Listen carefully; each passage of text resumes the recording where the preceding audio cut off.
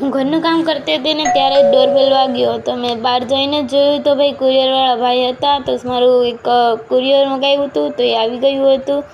તો એ કુરિયર જોઈને મારા મનમાં તો ભાઈ પાર્સલ કાપવા માટે જરૂરી સામાન તો રહી જ ગયો। ચાકુ આવી ગયું છે તો આપણે ફટોફટ પાર્સલને ખોલીએ તો અંદર છે શું।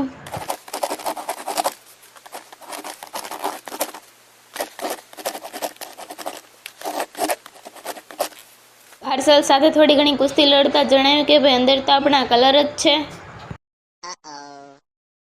કાગળિયામાં પણ કંઈ ડબ્બો પડતો નહોતો તેથી કાગળિયાને જવા દીધું। હવે આપણા કલર પર જઈએ તો કે કલર આપણે ખોલવાની ઉત્સુકતા છે તેથી આપણે ફટાફટ કલરને ખોલી લઈએ તો કલર ખુલી ગયા છે। દેખાવામાં પણ સારા લાગે છે તો એકદમ ખોલીને જોઈએ ભાઈ ક્વોલિટીમાં પણ કેવા છે। તો આમ તો સારા લાગે છે એટલે કે ઓકે લાગે છે। તો હવે કલરની ક્વોલિટી ચેક કરવાની છે તો તે માટે આપણે ભાઈ શેડિંગ પણ સારી છે ભાઈ।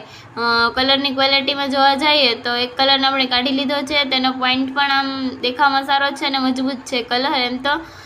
હવે એકદમ ક્વોલિટી ચેક કરવા માટે આપણે કાગળ પર તો કલરને થોડો ઘસીએ સારા દેખાય છે। આવી રીતના આપણે બધા જ કલરની ક્વોલિટી ચેક કરી લીધી છે।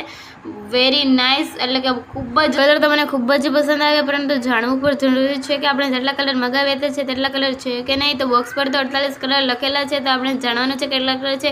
1 2 3 4 5 6 7 8 કલર। કલર તો મિત્રો